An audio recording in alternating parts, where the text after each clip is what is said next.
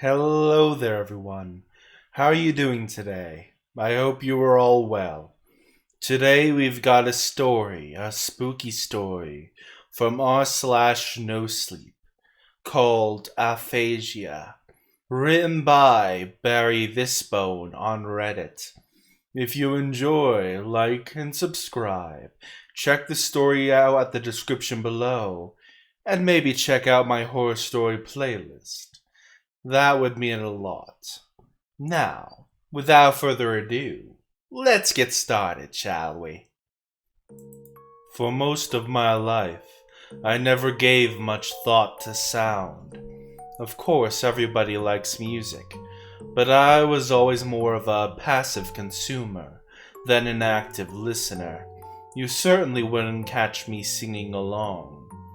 I appreciated the sounds of a bubbling stream or an early morning bird song, but if you had asked me what my favorite sound was, I would probably just give you a blank stare. That changed a few months ago. My mother isn't a great singer. Honestly, she's not even good per se. But you were in my shoes, her singing would be your favorite sound too. It's been almost a year since the accident. My parents were on their way to my house for Christmas dinner when their car slid on black ice and into an old oak tree on the side of the road. Dad died on impact. They said he didn't suffer. Mom was slightly more fortunate, but she has never been the same. By the time she was admitted to the hospital, she suffered a massive stroke. She hasn't been able to speak since. Her neurologist, Dr. Broad, diagnosed her with a severe case of Broca's aphasia. Even in more mild cases, people with this condition have trouble uttering more than a few words at once. My mother is lucky if she can utter a single word. Her cognition is fully intact. She can read and do math, and she knows what she wants to say. But if she tries to verbalize it or put it to paper, the words just won't come out. About 6 months ago, I was driving her home from one of her weekly neurology appointments when her favorite song came on the radio, Uptown Girl by Billy Joel. When the chorus started, she began to sing along, hardly missing a single word. Within seconds, I was crying so hard, I had to pull over to the side of the road. Tears were streaming down her face as she smiled to me and carried on with the song. As soon as it was over, I turned my car around and drove right back to the doctor's office. Apparently, this isn't terribly uncommon.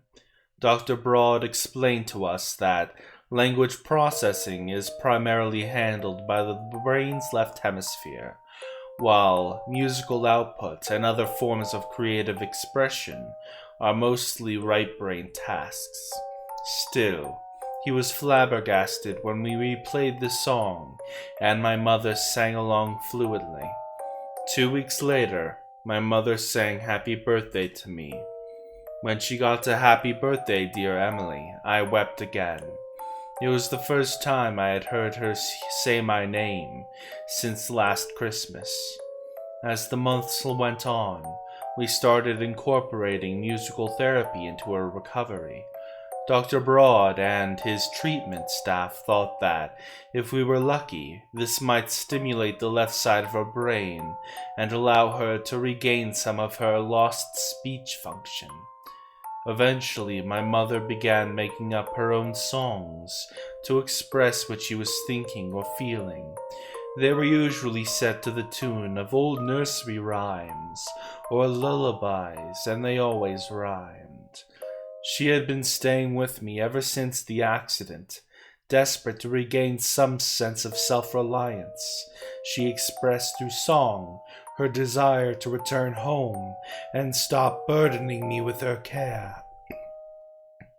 I reassured her that she had never been a burden, but reluctantly agreed to move her back to the home where she had been living with my father since before I was born. Every night since moving out, she would call to sing me a song. Twinkle, twinkle, little star, I hope you know how loved you are. You've always been my brightest light. Sweet dreams, my dear, sleep well, good night. Good night, Mommy. I love you, I would say. She still wasn't capable of saying goodbye most of the time, but she always refused to hang up first. I would wait until I heard her contented sigh, signaling that it was okay for me to end the call. 2 nights ago, I went to bed without a call from my mother. I lied there in worry for over an hour before I picked up the phone to dial her myself. The line rang a few times before an answering machine picked up. I left a quick message, telling her that I loved her and I hoped she was all right. Despite my concern, my exhaustion got the best of me as I drifted off to sleep shortly thereafter. 3 hours later, the ringing of my phone startled me awake. Sleep-deprived and weary, I could barely read the words on the screen. Mom calling. I practically leapt out of bed to answer the call. Mom, I said, trying not to sound too fearful. Is everything okay? There's someone here who isn't me. There's someone here who shouldn't be. Across my entire body, my hair stood on end. What's going on, Mom? Who's there? He said that he's a friend of Dad. I think he lies, he's someone bad. I rushed out of my bedroom and grabbed my coat from the hall closet. Stay where you are and I'll call the police. I'm on my way. I frantically dialed 911 as I started my car and peeled out of the driveway. I explained the situation and my mother's condition to the dispatcher.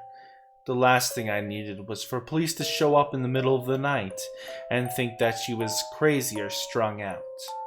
By the time I had completed the 15-minute drive to her house, the police were already there, performing a thorough search of the property. If anyone was here, he's gone now, one officer said to my mother and me as we stood anxiously on the curb. You're sure? I asked. You checked the attic, the basement, everywhere? Nothing, he said matter-of-factly. You're safe.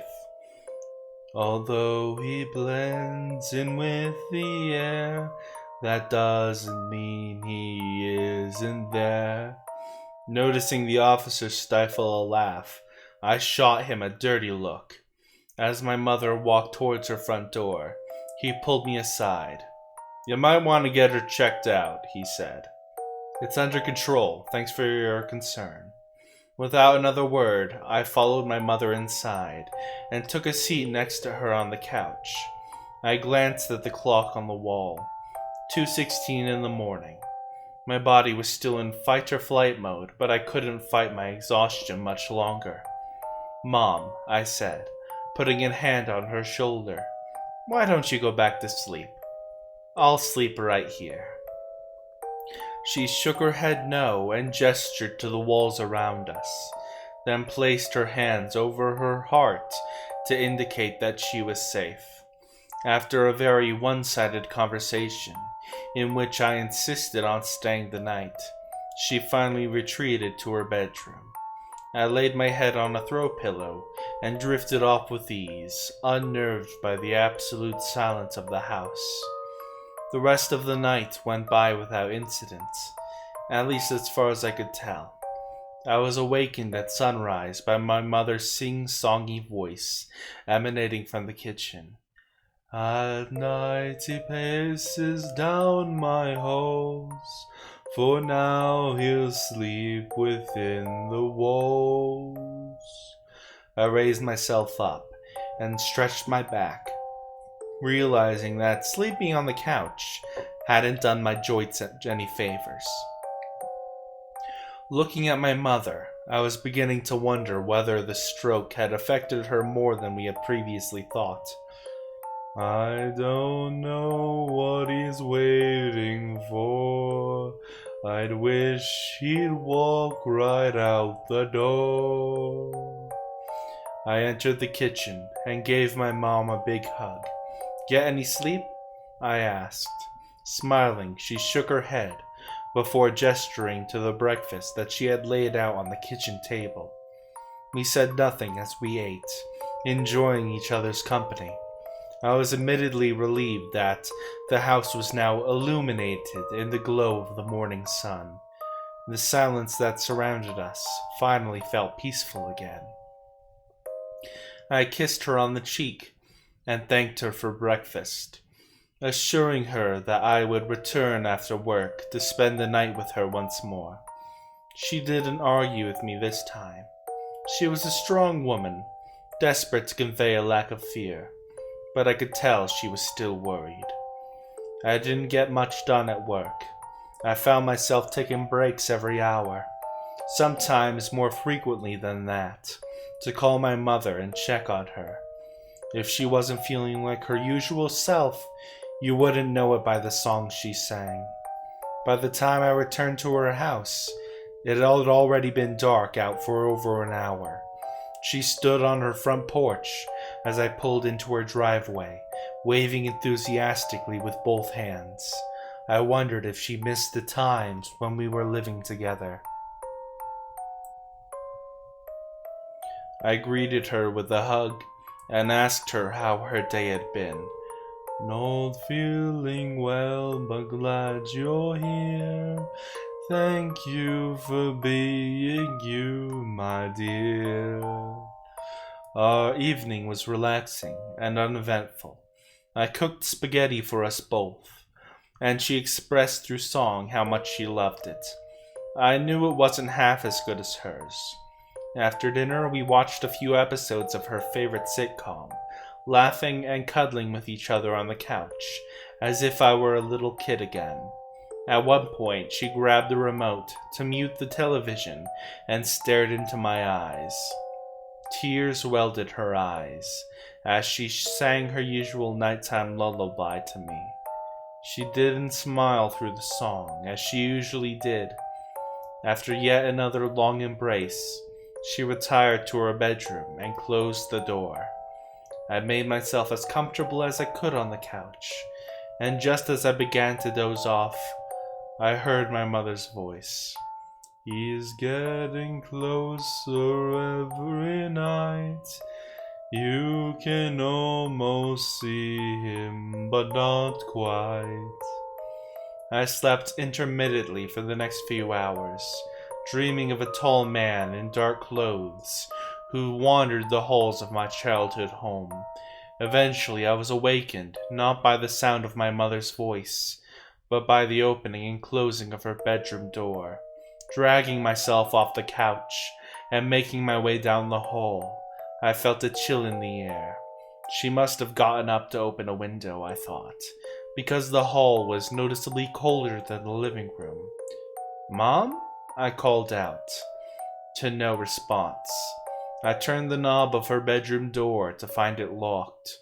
For some reason, I wasn't panicking. I knocked on the door and called out her name a few more times. "Do you want me to call someone?"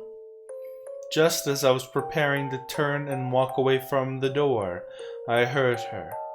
Quietly, in almost a whisper, she was singing. I couldn't make out the words, but she didn't sound afraid. Shrugging my shoulders, I returned to the couch and back to my sleep.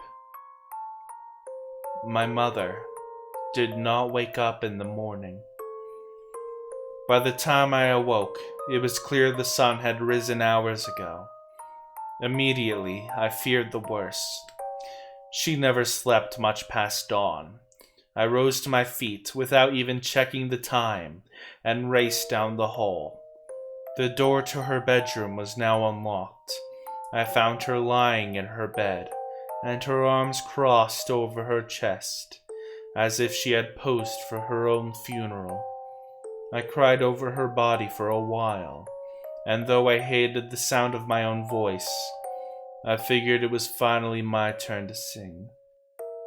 Twinkle, twinkle, little star, I hope you know how loved you are. You've always been my brightest light. Sweet dreams, my dear. Sleep well, good night. Wiping the tears from my face, I stood from her bed and took one last look at her. She never looked so beautiful. She wore the faintest of smiles. I had no reason to doubt that she died peacefully. As I returned to the living room and grabbed my cell phone to call someone, although it was plugged into its charger, it had been powered off. I didn't remember doing that. As I turned it on, I immediately received a notification. 2 new voicemails. The first message was from Dr. Broad. Hi, Emily. Can you give our office a call this morning? We noticed something in your mother's latest scans. Please call back as soon as you can. The second message was from my mother. He's not as bad as he first seems. He said he saw you in your dreams. He really wants to meet you too. I told him where he could find you. Next time you look up at the moon, just know you'll see me very soon. You've always been my brightest light. Sweet dreams, my dear. Sleep well. Good night.